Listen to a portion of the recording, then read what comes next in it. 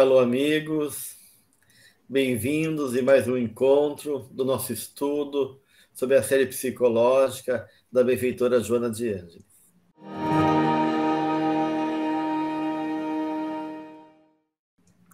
Hoje aqui estamos com a Adriana e Cláudia para um segundo momento, uma segunda rodada de perguntas e respostas. Lembrando a todos que a cada 3 encontros a gente faz essa paradinha assim para poder dialogar com o público e refletir as questões que vocês nos colocam a partir desses encontros.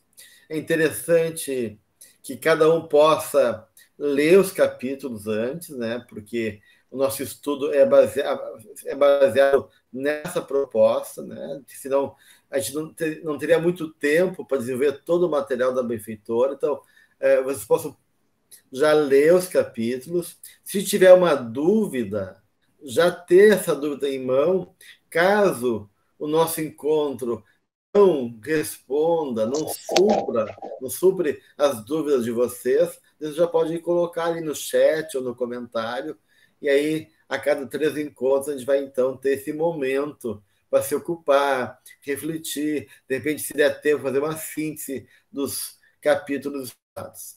A boa-vinda para a Adriana e a Cláudia, já provocando elas, trazendo a primeira pergunta, que é: por que devemos dizer que não há individuação sem relação das pessoas? Olá, é uma alegria estarmos aqui nessa círculo de diálogo para que possamos trocar, conversar, entender, ver as questões, as dúvidas que nós vamos trazendo. E essa é uma questão importante.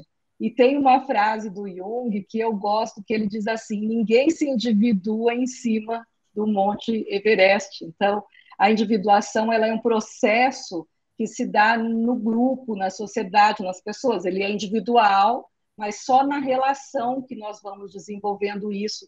E para que a gente possa começar, eu quero trazer Kardec, quando ele vai falar da necessidade da vida social, lá na questão 766, que com o tema "A vida social está na natureza", é a pergunta.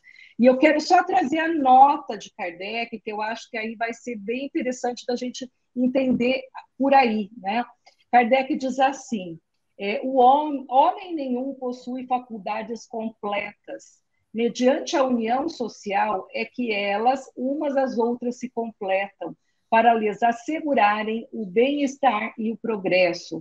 Por isso é que precisamos uns dos outros. Os homens foram feitos para viver em sociedade e não isolados, né? Então, nós nascemos na espécie humana, mas só nos tornaremos sujeitos na relação.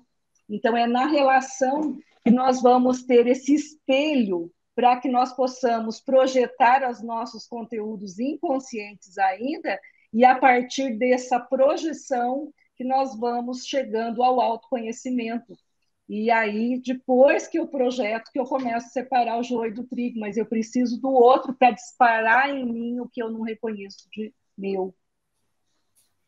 E a vida é relação, né, Adriana? Porque nós somos movidos, sustentados pela lei do amor. Então, toda experiência, tudo no universo está em relação.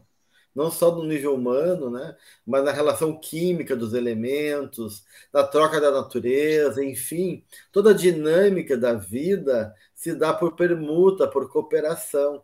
Então, não tem como individuar sem estar em relação, porque é a base da experiência do universo e da vida humana, né? Olá, pessoal, como vão? É um prazer também estar aqui com todos vocês, com esse grupo amigo. E completando aí essa reflexão de vocês, a gente pensa que não há individuação sem esse processo de identificar-se e diferenciar-se, como algumas vezes já dissemos, né?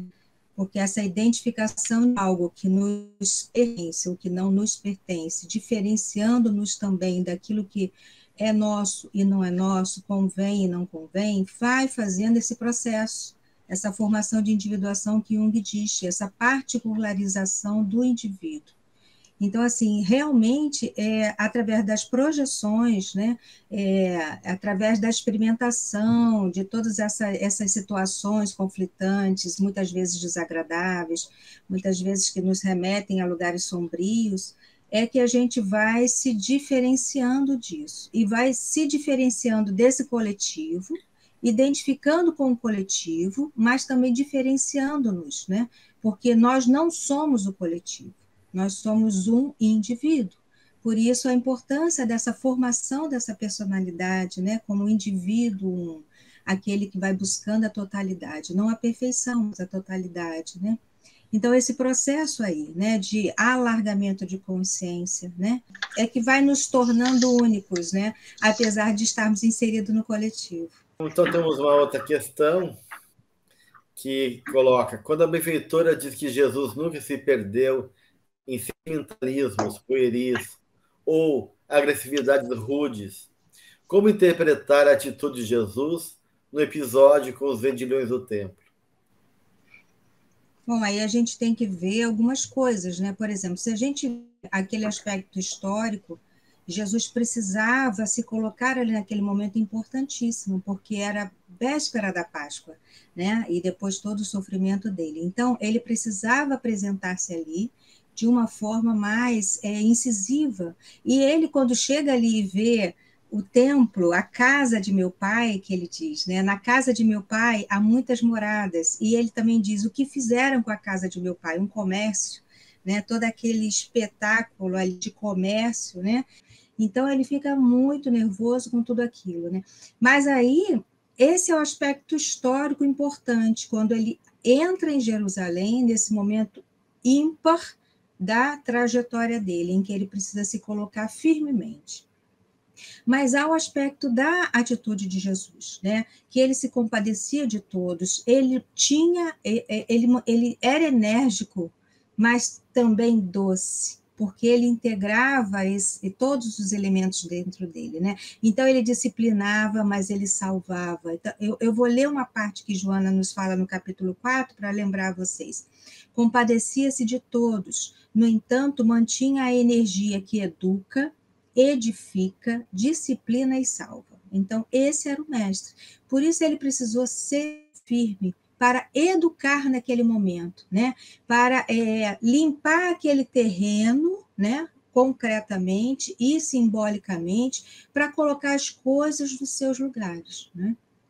Bom, então nós sabemos que Jesus enfrenta a sombra coletiva sem os tormentos da sombra pessoal, né? Isso quem nos fala, Joana nos fala isso no livro Jesus e o Evangelho, à luz da psicologia profunda, né? Então ela fala que Jesus já era um espírito puro. Então nessa cena e em todas as outras é uma forma, ele não foi ativado ali os conteúdos pessoais de Jesus, mas é uma forma didática também e educativa, porque mais à frente, né, na fala em João, tem: faça o teu dizer sim, sim, não, não. Então, Jesus mostra da necessidade, né, de colocar limites, né? Porque quando ele era conhecedor da sombra pessoal das pessoas e da sombra coletiva do planeta. Então, ele precisava se impor e se colocar diante da sombra, porque ali no templo ele interpretou e era um desrespeito ao templo. E aí ele se coloca perante a sombra, né? E ele ainda fala: não façais da casa de meu pai uma casa de comércio. Então, isso é uma forma de se impor diante da sombra, né? Compreendendo que era necessário colocar esse limite. Mas ele, de alguma forma, ele mantinha-se a energia que educa, fica, disciplina e salva, né? Então ele faz de uma forma austera, mas não severa. Ele se interpõe, mas ele não é rude, ele não é cruel. Ele apenas coloca. E hoje nós vemos que falta muito nos pais essa dificuldade de dizer não, né? E nessa frase, né? Seja, porém, o vosso falar sim, sim, não. Não, ele completa, porque o que passa disso é procedência maligna. Ou seja, se ele não tivesse se colocado, não, aqui vocês não vão vender, seria uma atuação da sombra, porque o não dizer o não já é ser conivente com a sombra.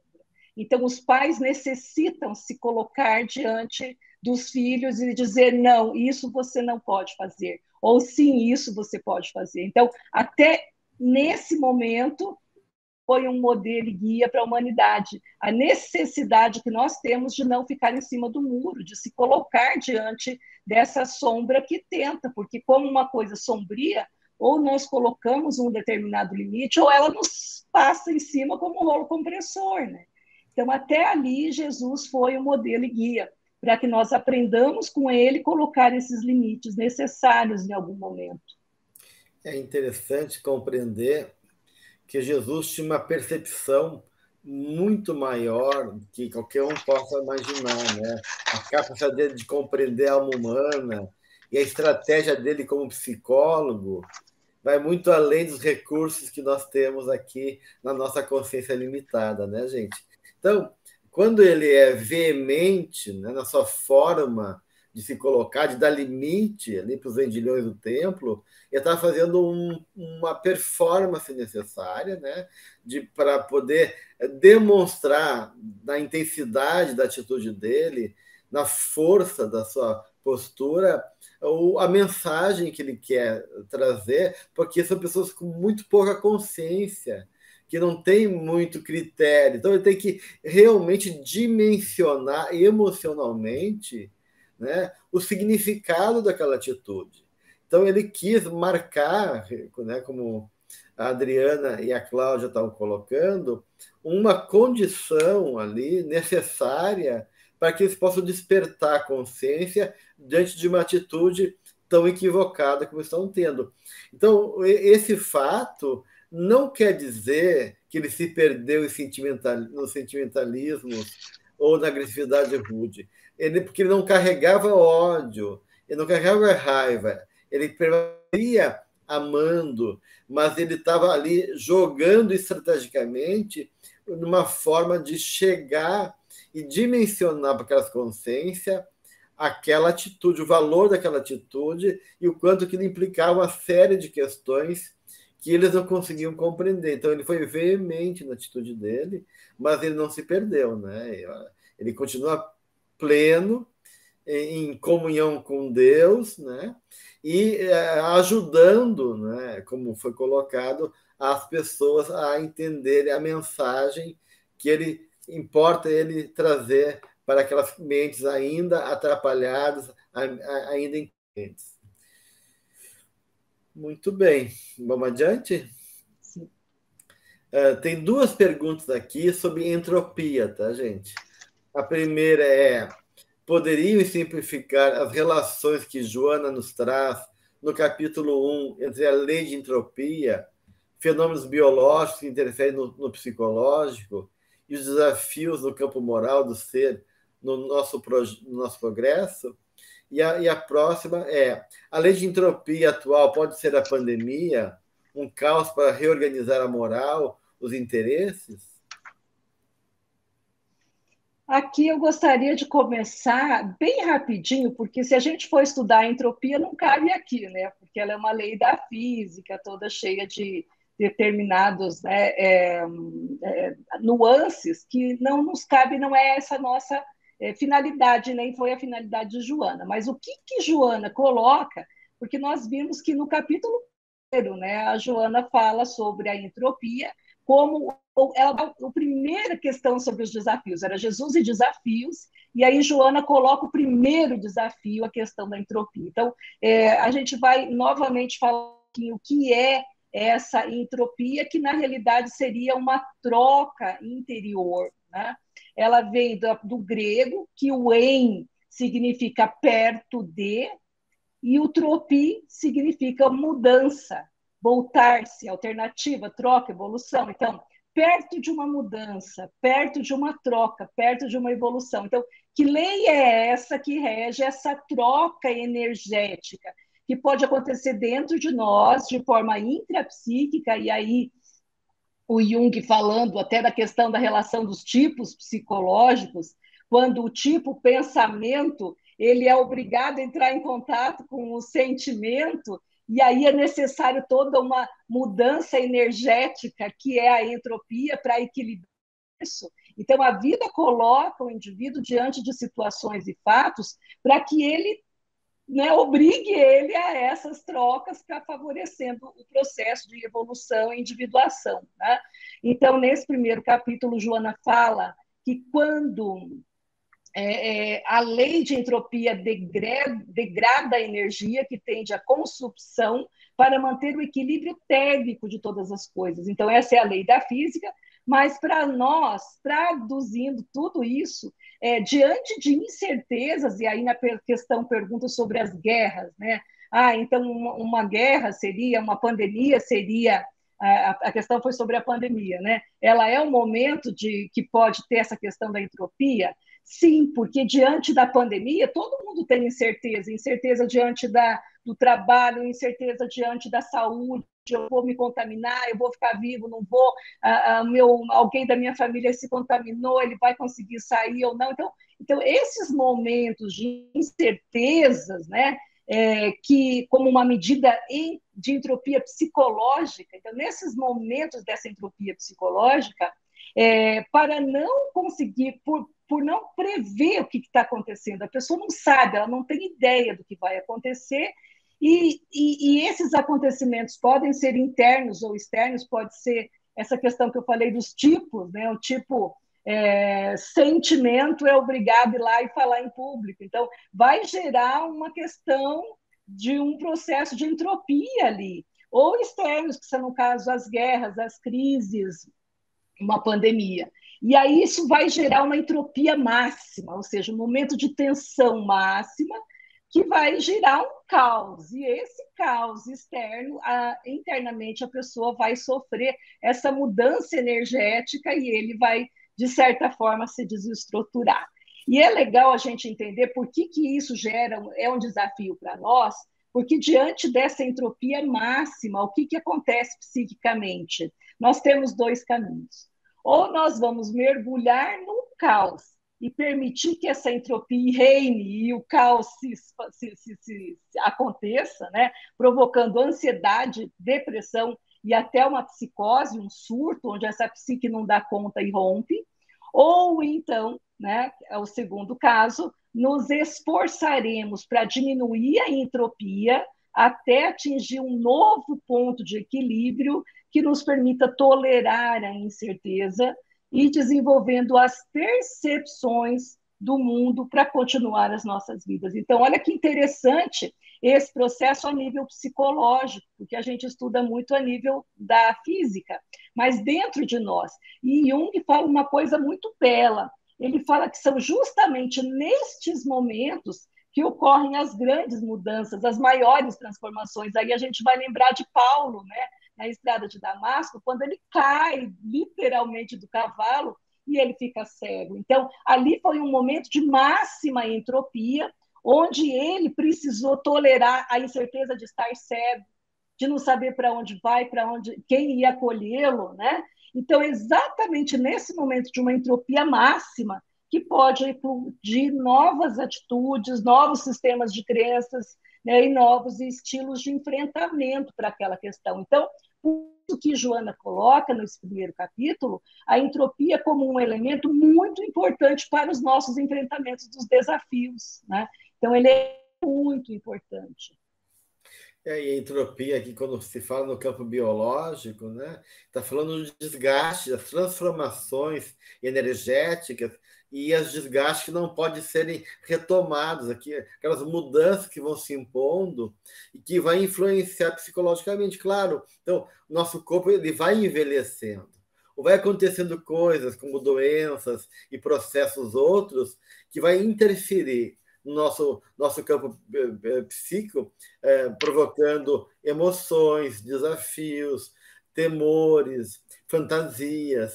E tudo isso, né, de uma certa maneira, né, gente, é um exercício onde a gente está sendo desafiado a superar e enfrentar também os conflitos morais que advêm desse movimento todo. Por isso que a Joana fala, então, dessa entropia dos fenômenos biológicos que vai, de uma certa maneira ou de outra, influenciar todos nós. Vamos ter que lidar com a fragilidade do corpo, a gente vai ter que lidar com a exuberância de uma juventude e depois, muitas vezes, né, a limitação do envelhecer. E tudo isso é uma forma de educar o nosso espírito. Então, por isso que a entropia ela é importante nesse processo todo. Como a física fala, dessa desordem das partículas atômicas, das partículas do sistema físico, é justamente essa desordem que vocês estão falando que vai proporcionar que os opostos se choquem, e aí justamente um novo formato, que é esse valor moral mais apurado, mais em consonância com a consciência divina dentro de nós, né?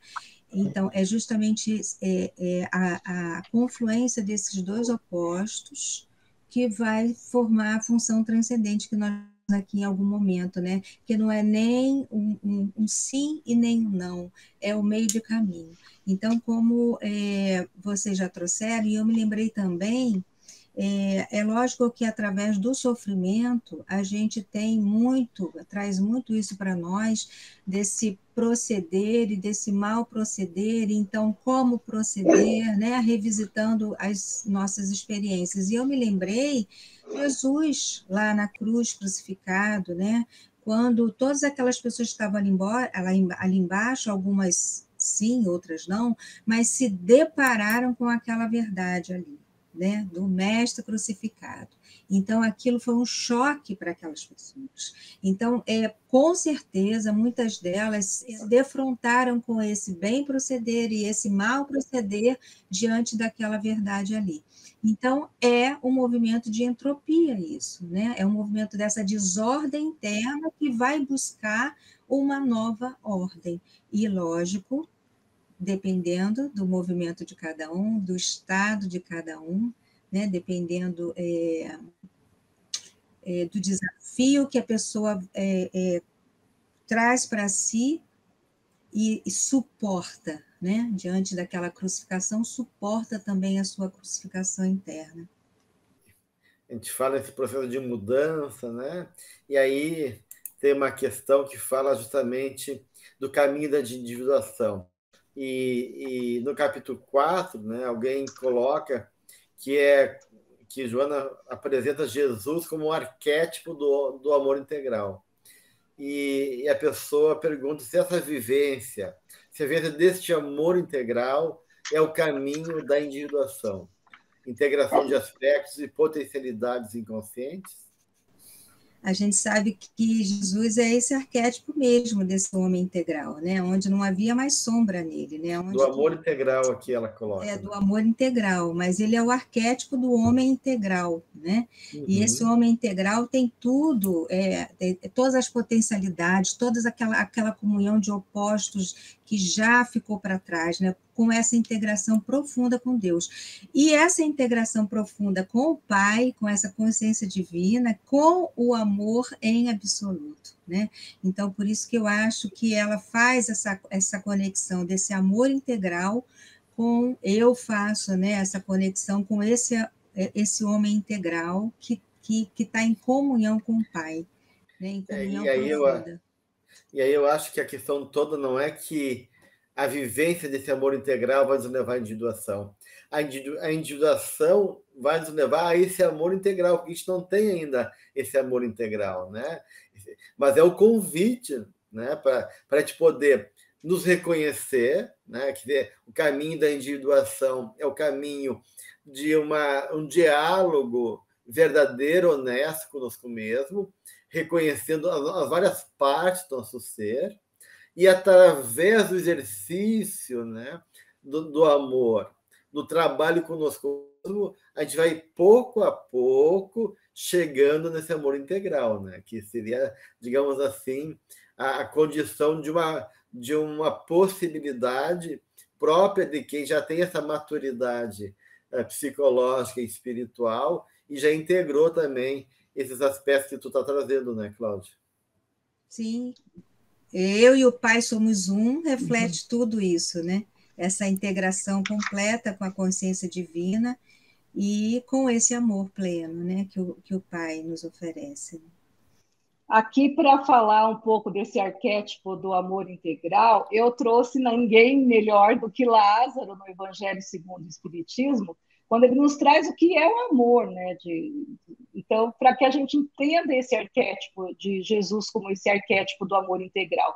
Então, Lázaro, ele começa dizendo assim, ó, o amor resume toda a doutrina de Jesus. Então, toda a doutrina de Jesus, ela é o amor, é a doutrina do amor. E aí ele continua, porque é o sentimento por excelência, e os sentimentos são os instintos elevados à altura do progresso realizado. No seu ponto de partida, o homem só tem instintos, mais avançado e corrompido só tem sensações, mais instruído e purificado tem sentimentos. E o amor é o requinte do sentimento, não o amor no sentido vulgar do termo, mas este sol interior que reúne e condensa o seu foco ardente, todas as aspirações e todas as revelações sobre-humanas.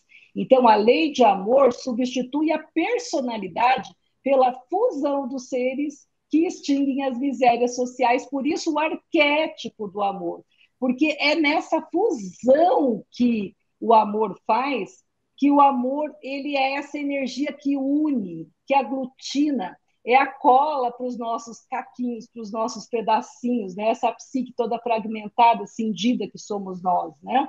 Para as nossas fragmentações. É essa energia que vai ligar o ego ao self, a luz, a sombra. E Jesus é esse arquétipo desse amor integral, porque ele é inteiro, né?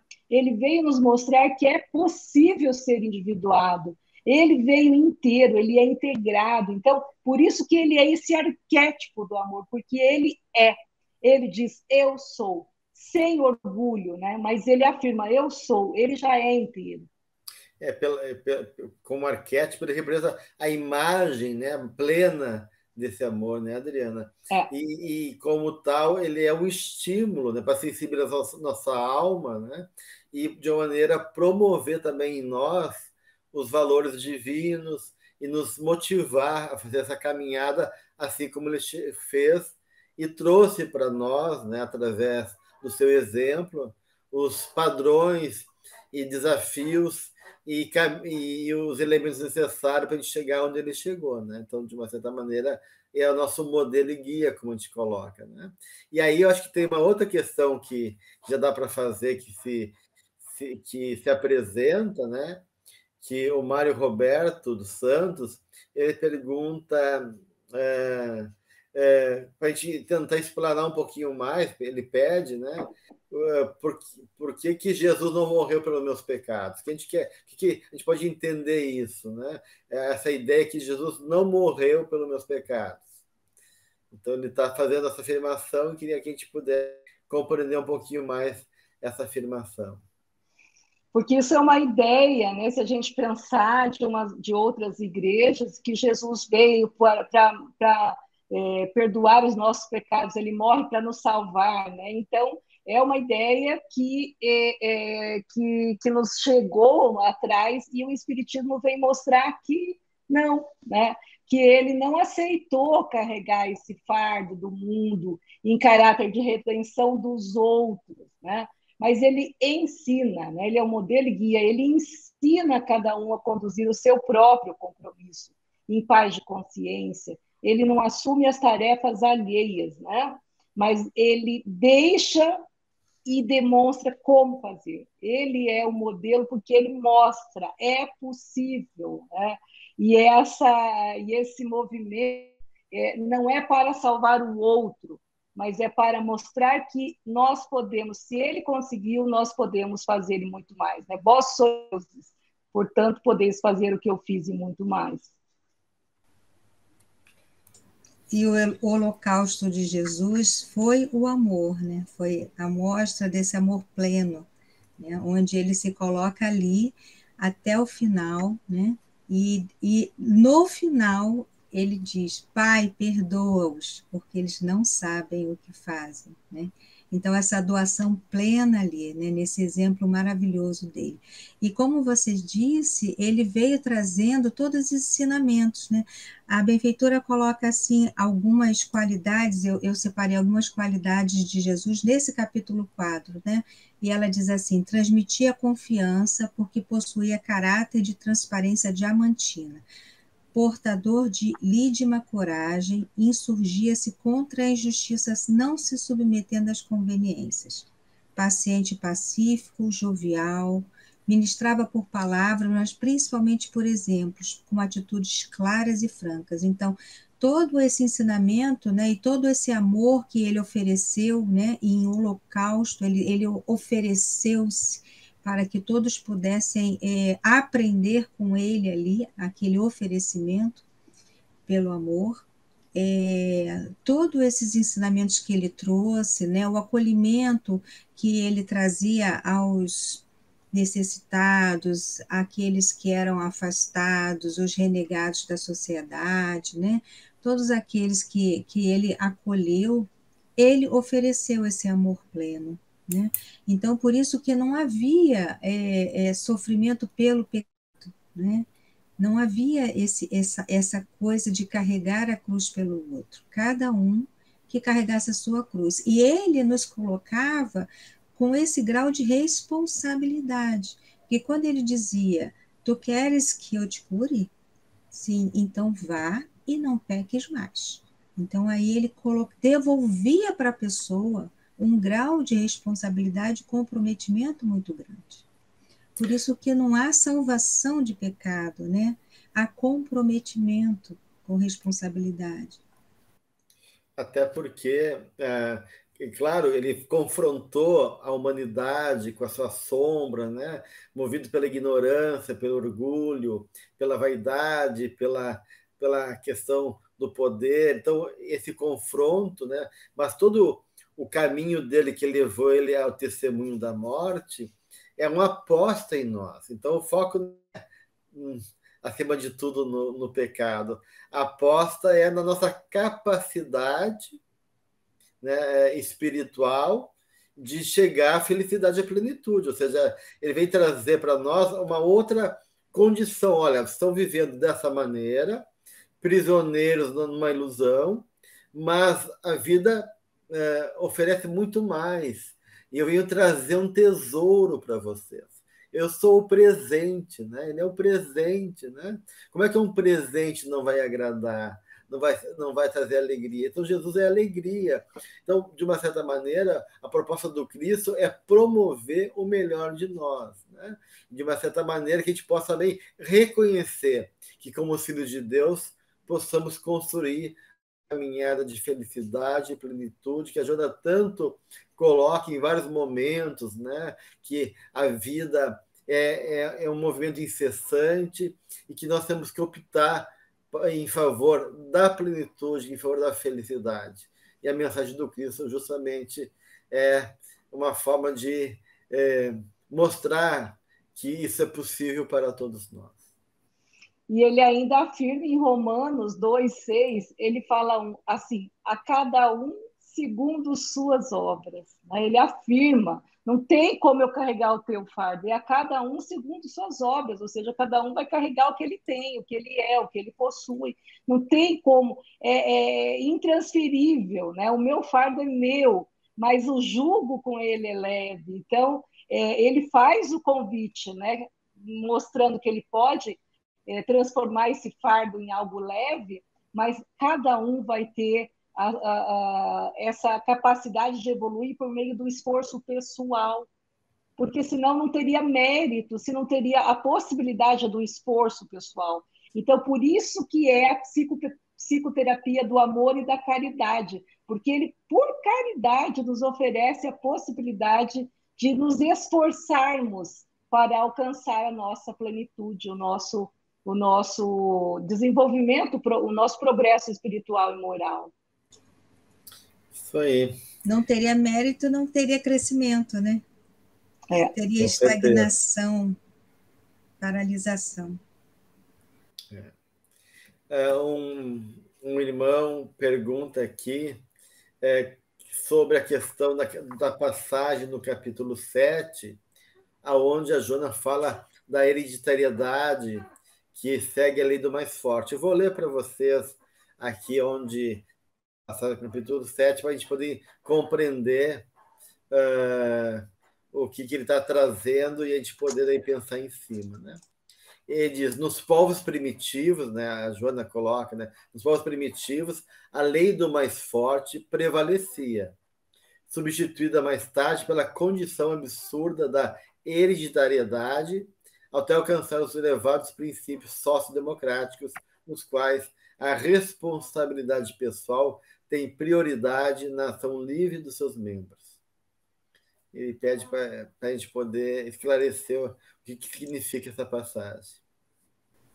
Aí a gente tem 3 situações, né? A lei do mais forte, a lei da hereditariedade e a lei da responsabilidade pessoal. A Joana coloca essas 3 noções que a nós nos parece a evolução propriamente dita, né? No início era o mais forte sobrevivendo, né? E o mais frágil morrendo, né? Isso, contudo, com toda a natureza animal, os homens e os animais também. E depois a gente vai caminhando para a lei da hereditariedade, mas ela coloca assim, pela condição absurda da hereditariedade, né? Porque é uma hereditariedade, como a gente acabou de falar agora, sem méritos, né? Concedida, recebida aleatoriamente por conta de títulos, prestígio, né? Toda aquela situação de reinados e políticas, etc., que acontecia no passado. E isso não traz nenhum mérito, como acabamos de falar agora, né? Não traz nenhum mérito, não traz nenhum crescimento, não se lutou para isso, e é por isso que ela coloca assim a palavra pela condição absurda, né? Até que a gente chega pela responsabilidade pessoal. E aí sim, é essa responsabilidade com o quê? Com base em quê? Em tudo aquilo que a gente angariou ao longo das reencarnações. E Joana coloca, se não me engano, eu não sei se eu estou enganada, assim, ela coloca assim no capítulo 7 mesmo, ela coloca, Jesus reconhecia que os homens se diferenciavam por suas conquistas pessoais e intelectuais. E a hierarquia seria uma aquisição pessoal. Então, ao longo de todo um processo, de várias existências, né, acumulando-se, sim, esses talentos, né, acumulando-se, sim, esta autoridade moral, aí sim, intelectual, né, todo esse conhecimento, aí sim é algo pessoal, é algo que se tem e é aquilo que se é roubado. Ninguém nos tira, né? É a nossa herança pessoal. Então aí está a diferença, né, da responsabilidade pessoal, que é o que a gente, é o que ele propunha e é o que a gente tem que buscar, né, o que a gente deve buscar, aquilo que a gente merece por conta própria e não porque alguém nos consegue privilégio. Jesus não olhava para ninguém com privilégios, né? Ele olhava sim, diferenciando essas pessoas e sabendo aquele, não diferenciando, mas ele prescrutava o espírito daquela pessoa e percebia aquele que já tinha conquistado, né, uma trajetória e aquele ainda que estava numa infância ainda, né, muito primária. Então, não é porque eu sou filho do rei que eu sou melhor do que os outros, porque eu sou filho do nobre que eu tenho mais direito do que os outros, né? Então, é toda essa evolução, né, de que o homem vai passando, né, que vai enobrecendo a sua inteligência e seu sentimento, né, e aí vai mudando nessa referência. Primeiro é a força, depois é os interesses, justificado pela hereditariedade, até chegar nessa visão mais democrática que a gente vive agora, né? Então, as mudanças que vão acontecendo na medida que a gente vai evoluindo, né? E aí só que a gente cai novamente naquilo que é cada um segundo suas obras, né? Porque tem aquela passagem também, né, que não acumuleis tesouros no céu, onde a traça e a ferrugem corroem, né? Mas é esse o tesouro que a gente vai estar acumulando, esse é tesouro das aquisições que a gente tem desde o momento que nós somos criados simples e ignorantes até o momento atual que nós estamos. Então, por isso que não tem como ele fazer por nós, porque nós temos que fazer toda a trajetória individual. E isso é uma conquista, é uma questão de responsabilizar-se por quem se é, né? Como se está nesse momento. Tem bastante questões ainda, vamos ver se a gente consegue ir avançando mais rápido, né, para a gente poder dar conta. Tem uma questão que é colocada aqui, que uma pessoa não entende, né? Por que foi concedido a Pilatos poder e autoridade se ele teria uma atitude omissa perante Jesus? Ela queria entender essa passagem que ela não compreende. Acho que a gente já falou um pouco aí, né, dessa concessão, dessa autoridade perpassada, né, para Pilatos. Até porque não se escolhe, a vida se apresenta como ela é, né? Quer dizer, Jesus não vai interferir no livre-arbítrio da humanidade e não vai querer um cenário favorável. Ele vai assumir o compromisso justamente dentro do contexto que a gente vive, né? Então, não foi Jesus, não foi na espiritualidade, não poderia mudar o percurso das coisas, e a humanidade ia ter que se confrontar, né, e poder escolher com o seu livre-arbítrio a lei divina e a proposta do Cristo ou os interesses do homem. Então, Pilatos representa esse homem incrível, esse homem omisso, que é um símbolo da consciência da época, né? Então, de uma certa maneira, não é que Pilatos não tinha que fazer assim ou não, ele apenas representa a realidade histórica e espiritual do nosso momento como um homem da época da qual nós todos temos um pouquinho dentro de nós. Então, de uma certa, a espiritualidade não vai dizer a gente vai botar um presidente maravilhoso para ajudar aquele país a evoluir. Não, nós escolhemos e pagamos o preço pelas nossas escolhas, né? Então, né, Pilatos está ali como um representante das escolhas da gente. E a Amélia Rodrigues diz que depois ele ficou com um sintoma, né, de lavar as mãos, e parece que ele se lança num abismo, né? Não estou certa disso. Sim. E aí, sim, ele vai incorporando essa responsabilidade pessoal que ele teve naquele ato, né? De calar-se, de ser omisso. Muito bem. Tem uma outra questão sobre o filho pródigo e como é que fica, né? Aquele que não saiu de casa, e será que o pai foi justo, né? Aí realmente tem comentários ali que no livro, né, Em Busca da Verdade, Joana justamente vai discorrer sobre essa parábola e ela demonstra que todos nós temos sombra, né? E aquele que ficou com o pai, aparentemente companheiro do pai, acolhendo o pai, pode ter ficado por interesses egoístas, esperando a morte do pai, não justamente como um sentimento verdadeiro. Então, a Joana vai dizer que o que move o nosso movimento interno, muitas vezes, se opõe àquilo que a gente aparenta a nível de comportamento, né? Então, a parábola do filho pródigo recupera esse momento, né, de uma pessoa que errou, faz consciência e quer retornar ao pai, né, e ele acolhe de braços abertos, mas aquele que ficou com o pai não quer dizer que ele optou pelo pai. Ele pode estar ali por interesse, por acomodação, por outras questões muito escusas, tão escusa ou até mais escusa do que aquele que saiu da casa do pai e foi fazer a vida dele, né?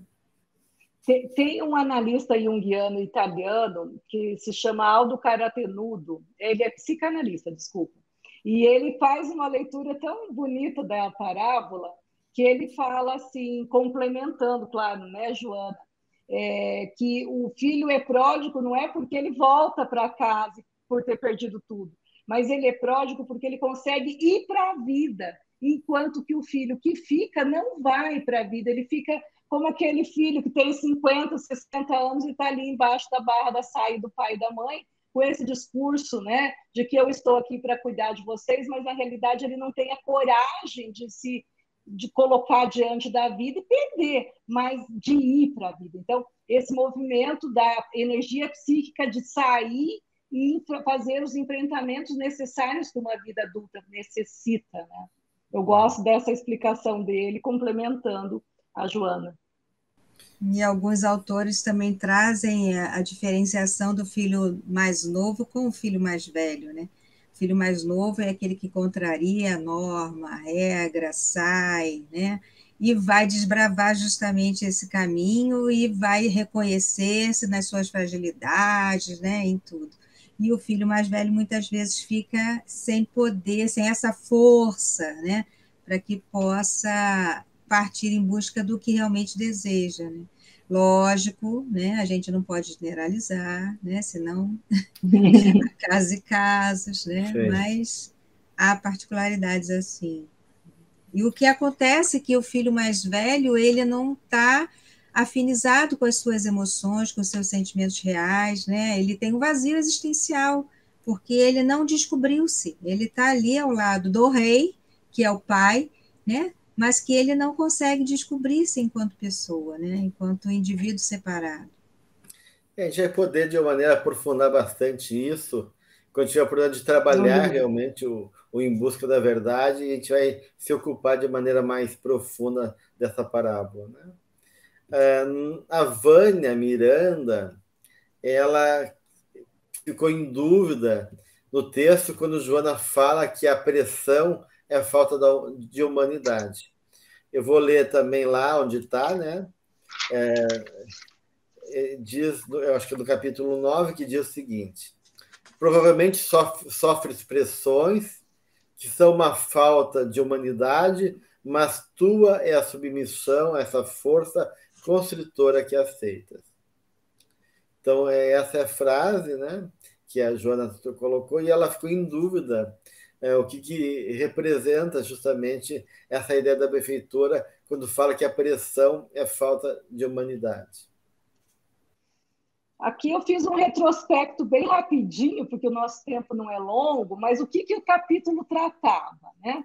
Então, na realidade, ela falava da tristeza como evasão da realidade, ela falava que todos nós vamos ter problemas, que os problemas são formas de motivação para o nosso progresso, né?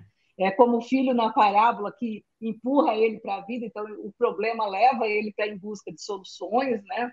A tristeza e a nostalgia são adversários que devem ser enfrentados, essa era a construção que Joana fazia, para não nos tornarmos, olha, vítimas de nós mesmos, é as palavras que a Joana coloca. Aí ela fala que em apenas um momento da vida de Jesus, Jesus se coloca triste, quando no Getsemane ele entristece e ele chora, não por tristeza própria, mas por ver o nosso grau naquela época, de estar todos dormindo, e até hoje muitas vezes estamos dormindo diante, né, inconscientes diante dos fenômenos sociais e morais que nós estamos enfrentando na atualidade. Então, Jesus chora, sim, não porque ele estava triste, mas até por piedade, né, do nosso grau de evolução daquele momento. E aí ela chega nessa parte que a alegria é fundamental e que não como um pagamento, mas é um dever que nós temos para nos colocar, né, diante da vida, diante até das pressões. E aí ela coloca essas pressões que sofremos, muitas vezes desumanas, uma falta de humanidade. Essa é a nossa leitura, né? O nosso olhar, as pressões são desumanas, elas são injustas, é uma falta de humanidade, por que comigo? Então, é aquele olhar que a gente fica naquele resmungando, naquela lamúria, de ficar, né, se opondo às pressões. Mas aí a gente vê a própria lei de entropia, né? Às vezes é a vida nos apertando para que a gente possa ter uma saúde, uma saída criativa, um movimento em busca de um outro, né? Sair de cima do muro, né? Jesus fala cada um segundo suas obras, então se posiciona, faça o teu dizer sim, sim, não, não. Então, parar de ficar batendo nos fatos e pensar a finalidade do fato, qual a causa, por que isso me aconteceu agora, para quê, não por quê, para quê, qual a função na minha vida enquanto ser espiritual que sou. Então, a minha forma de ler esse fato é isso, que essas pressões elas necessitam ser aceitas, né? Porque se Deus é justo, justa há de ser essa pressão, e tudo tem um movimento, nunca é castigo, é a forma que eu li, não sei se alguém quer colocar É uma que outra assim, forma. né, Adriana, eu acho que tem a pressão natural da vida, né, que se impõe para a gente, né, e que parece dura, mas necessária, como está falando, né, e essa pressão dos homens, né, que é desumana, né, que é a pressão de ganhar muito dinheiro, de ter sucesso, as exigências de uma sociedade ainda machista, ainda voltada para os interesses pessoais, individualista, egoísta, e que fazem pressão na gente, né? Por isso que ela diz, essas pressões, né, que são desumanas, né? Que é onde falta a humanidade, mas a gente submete a elas, né? Tu acaba sendo desumana porque tu aceita elas e elas acabam tendo uma força constritora. Então, de uma maneira, tu tá preso nessa fantasia também de querer mais, de querer sempre ter um corpo muito belo, e fica dessa tirania, né? Da beleza, e assim, o medo de envelhecer, o medo da morte. Então, essas pressões acabam sendo realmente desumanas, porque o homem se desumaniza.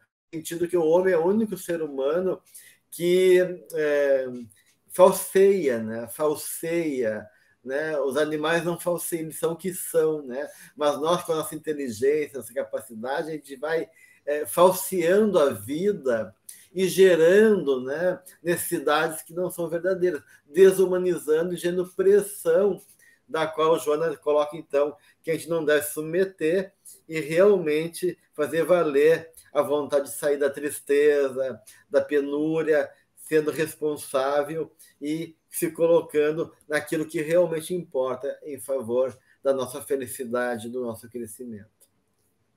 E eu ando um pouquinho para trás desse texto, porque quando eu me ative só na pressão, a gente vê na página anterior, quando ela diz que são reminiscências de um passado espiritual e também são perturbações com repercussão obsessiva. Então, essas perturbações, além de ser externas, elas também são internas, relacionadas com a própria vida espiritual dessa pessoa, né?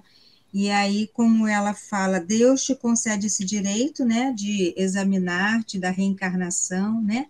E a gente precisa corresponder a isso. Eu achei tão forte isso, né? Fazer valer essa oportunidade de uma nova vida, né? Apesar, né? A palavra é apesar de tudo que se apresente, a gente fazer valer essa oportunidade, reexaminando, não se sujeitando, como a benfeitora nos disse, né? E se queres, tu pode sair. Então, ela coloca aí a vontade, o desejo, né? Para a gente poder sair desse lugar. Uhum. Vamos adiante, então, gente. Aqui tem uma outra pergunta importante, né? Se uma pessoa encontra-se hoje tomando medicações para depressão, em estágio inicial desse medicamento, sem ainda estar fazendo os efeitos esperados, é indicado passar a ela esse vídeo que trata do assunto, ou seja, as aulas, porque sabemos que quando o indivíduo está com a doença, um assunto como este, maravilhoso de seguir, levantar, ressignificar, poder ser assimilado por essa pessoa, ou ela ficaria mais triste ainda por não poder seguir o aconselhamento devido ao seu estado atual de desânimo? E outra pergunta sobre depressão, também, que pergunta se os medicamentos antidepressivos melhoram as alterações somáticas. Como e em que momento o tratamento espiritual começa a atuar? Como o paciente depressivo pode ter a ajuda dos benfeitores se o indivíduo não se entende vitimado ou não compreende a sua invigilância? A gente tem sempre esse auxílio, né? O anjo guardião está ali ao nosso lado, intercedendo por nós, né? As circunstâncias são consteladas de forma que a gente possa receber um auxílio na medida daquilo que a gente esteja em condição, mas eu acho que a gente não precisa ficar pensando nessa situação de desespero, de não conseguir auxílio. o auxílio vem e a pessoa nesse estado, ela vai caminhando passo a passo. É importante lembrar que a medicação, nesses casos, né, é super importante, necessária, não se pode prescindir disso, né? Mas, em relação à pergunta que ela fez do vídeo, né, acho que são informações de toda a ordem que nos chegam, a gente não pode cercear, né? Mas a gente pode talvez indicar, e aí o movimento da pessoa de ir assistir e ver, né, é dela, né, é da conta dela, é da responsabilidade dela, né, é do movimento dela. Eu fico pensando assim, a benfeitora nos dá muitos conselhos, né?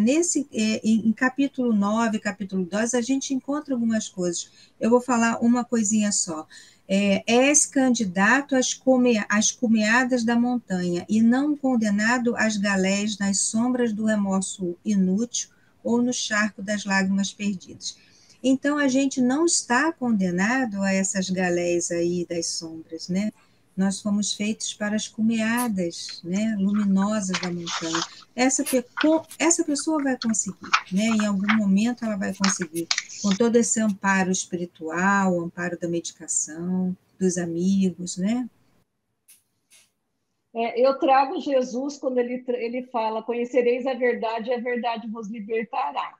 Então, quanto mais informação a pessoa conseguir ter a respeito do que é um processo depressivo, as causas, que existem fatores biológicos, existem fatores sociais, existem fatores hereditários, existem fatores, como Joana fala, né? De lembranças de um passado que pode estar desencadeando ali uma tristeza que vai evoluindo por uma depressão.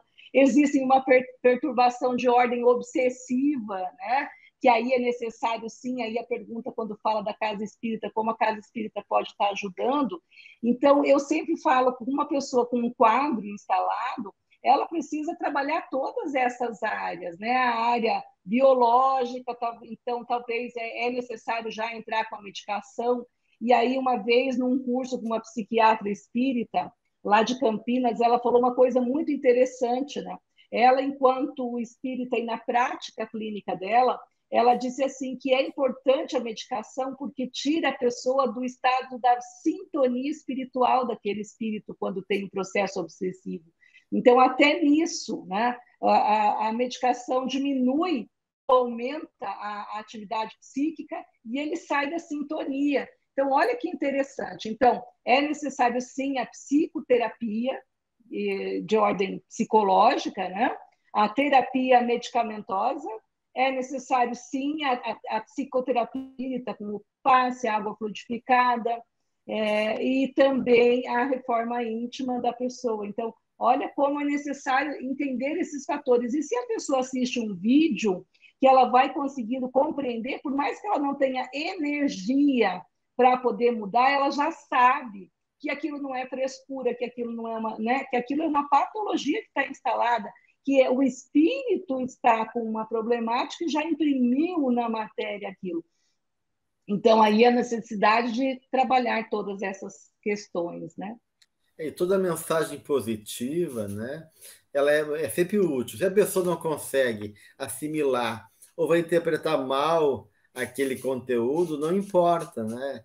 Importa que tem um estímulo ali positivo, então vídeos, né, ou mesmo uma mensagem, né, que a doutrina pode oferecer, uma passagem de um livro, né? Tudo isso são realmente recursos valiosos e a pessoa não pode estar, às vezes nem é só para a pessoa que está ali, é para o espírito que está obsediando a pessoa, porque o espírito também está sendo educado, também está ouvindo aquele material. Então, na verdade, se não toca um, pode tocar o outro. Então, independente da capacidade da pessoa assimilar aquela experiência, o espírito dela está ouvindo, né? O self dela está ouvindo. Talvez o ego ainda não esteja ouvindo, não esteja assimilando, mas a sua realidade espiritual está lá e de uma maneira que aquilo vai chegando, mesmo que indiretamente, ao seu coração. E a espiritualidade, como diz a Cláudia, né? Todo toda ajuda espiritual atua já automaticamente, né? Ou está inconsciente da sua realidade, né? Um passe bem dado, né? Mesmo que a pessoa não sintonize com a ação positiva dos benfeitores, aquilo rompe o toque energético, né? Que desestabiliza aquele marasmo, aquele padrão psicológico, ou mesmo um vínculo espiritual negativo. Então, qualquer movimento, né, que seja um movimento de apoio espiritual também é muito útil, mesmo que ainda a pessoa não consiga tirar o melhor proveito daquele tratamento, porque tudo é um processo, né, gente? As coisas não acontecem de uma hora para outra. Então, é um movimento que a gente tem que perseverar, e, claro, até que a pessoa possa tomar consciência e fazer o trabalho mais importante, que é o trabalho com ele mesmo, né? Mas até lá, ter uma caminhada de apoio e suporte que é necessário oferecer. Eu queria ler um pedacinho do Coragem, que falando sobre os guias espirituais, só para a gente reforçar aqui a nossa fala, e Joana diz assim, sobre os guias espirituais, né? Nunca se cansam de inspirar e socorrer, jamais abandonam os seus pupilos, ou desistem da ação de beneficência ao lado deles. Ninguém na Terra que se encontre sem a proteção deles em nome de Deus. Eles intercedem por nós. Então, eles estão conosco, né? De alguma maneira, eles estão ali auxiliando, né? No desdobramento, né? Indicando caminhos para aquela pessoa, levando para lugares de cura, né? E como o Gelson trouxe, né, o self, ele está bebendo dessa fonte, de alguma maneira vai ser refletido ali, a importância disso tudo. Muito bem, está com o nosso tempo esgotado, né? Ainda ficou umas 2, 3 questões que a gente não conseguiu contemplar, mas no próximo encontro de perguntas e respostas, se a gente se der, a gente volta ainda nas perguntas que não foram contempladas, mas é importante que vocês possam continuar trazendo as dúvidas de vocês, para a gente poder ir aprofundando aí esse material tão precioso que a benfeitora nos apresenta, tá bom?